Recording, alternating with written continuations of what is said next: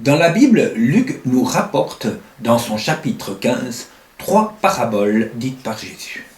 Nous pouvons les appeler les paraboles de la brebis perdue, de la pièce perdue et du fils perdu.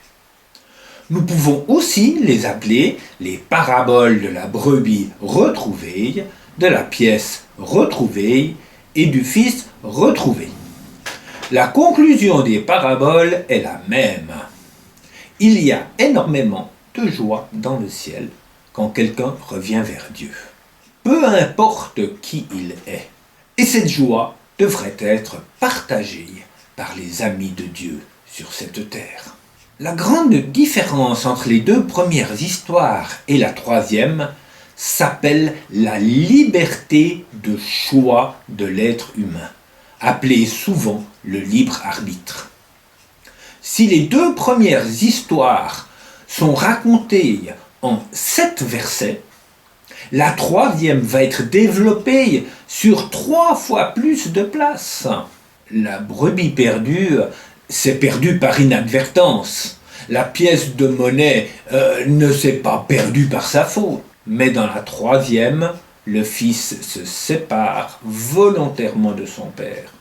Il galvaude les biens et donc qu'il a reçus de ses parents.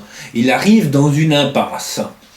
Il sent qu'il n'a plus aucun avenir et il décide de faire un virage à 180 degrés.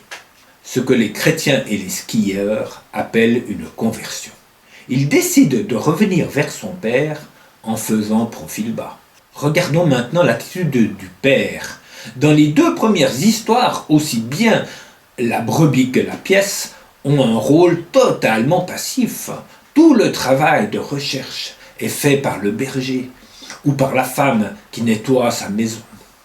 Par contre, dans la troisième histoire, Dieu le Père n'a pas de rôle actif.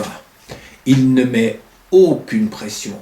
Il laisse partir son fils sans reproche et en lui donnant même une part de ses biens. Puis, il attend avec espoir que son fils lui revienne de son propre chef. Dieu attend, et cela peut nous agacer, que Dieu ne veut pas la mort des personnes éloignées de lui, mais leur vie. Combien de fois ai-je entendu cette attitude stupide concernant Dieu? Si Dieu existait, si Dieu était bon, il ne laisserait pas faire le mal. Dieu devrait donc nous empêcher de faire le mal, car nous en faisons tous. Soit il fait de nous des robots, incapables de choisir, soit il nous tue, car tous ont péché et le salaire de ceux qui commettent le mal, c'est la mort. Perso, je ne veux pas que l'humanité ne soit formée que de robots d'un côté ou un génocide universel de l'autre. Dieu non plus. Aujourd'hui, il offre encore le choix entre la mort et la vie. Si le Fils perdu retrouve le chemin qui mène à Dieu, alors réjouissons-nous avec Dieu le Père et ses anges. Si vous êtes plutôt comme le Fils perdu, alors parlez à Jésus, qui est le chemin qui mène au Père et qui donne la vie en abondance. Bonne journée!